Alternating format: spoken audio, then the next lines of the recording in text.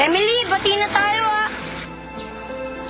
Dear Charo, kaibigang matalik ni Kuya Roland si Louie mula sa pagkabata.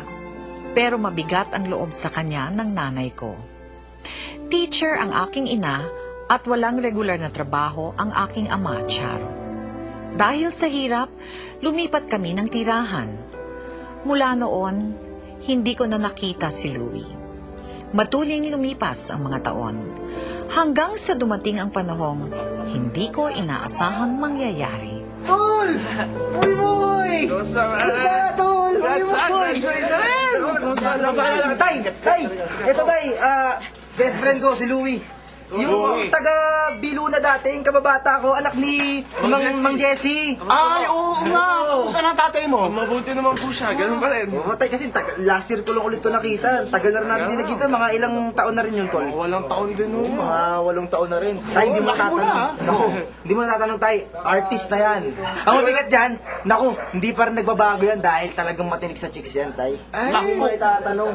Talaga? At mahilig magpayak na mga babayan. Gagawin yan! Lagi na masamayan. Parang hindi tayo halos sabay lumaki. Pareho lang tayo, pare. Tsaka tingnan mo, mapakita ko sa'yo. Hindi yung girlfriend ko sa loob, oh. Pare, seryoso na to. Seryo, hindi mo naman ako Halika, pakilala kita. Tay, sandali lang ha. Pakilala ko lang to. Baby, si Louie. Best friend ko, si Beth. Girlfriend ko. Ikaw, Beth, ingat ka dito. Mukha lang mabait yan, pero alam yan. Uy, huwag kang maniwala sa'yo yan. Ano ka ba? Ayan, Nay, si Louie. Yung kababata ko dati sa Viluna. Kumain muna kayo. Sige, Tol, tara. Kain ka lang, Tol. Tara. Sige.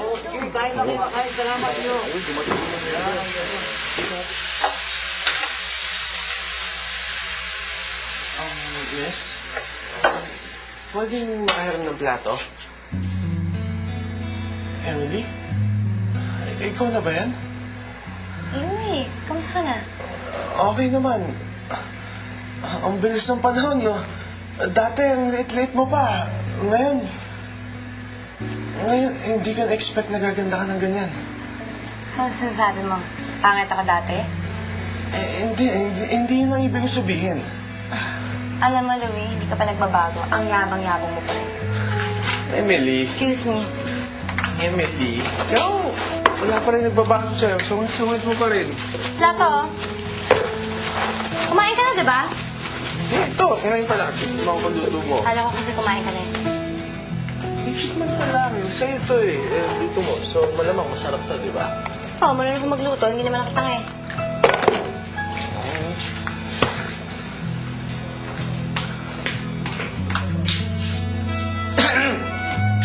Oh, pare. Ayos ba? Okay Sarap? naman. Ayos? Okay, pare. Hindi ko alam magaling pala magluto ng kapatid mo, ha? Tol, tinatanong ko kung yung ayos ay yung pagkain, hindi yung nagluluto. Naku. Alam ko na. Sabi ko na nga ba eh. Ano? Alam na alam ko yung mga ganyang strokies, Tol, oh. Naku, kabisado kita. Tol, sabi ko na sa'yo, tigilan mo yan. Kasi yan, utol ko yan. Hands off ka dyan, kasi bata pa yan.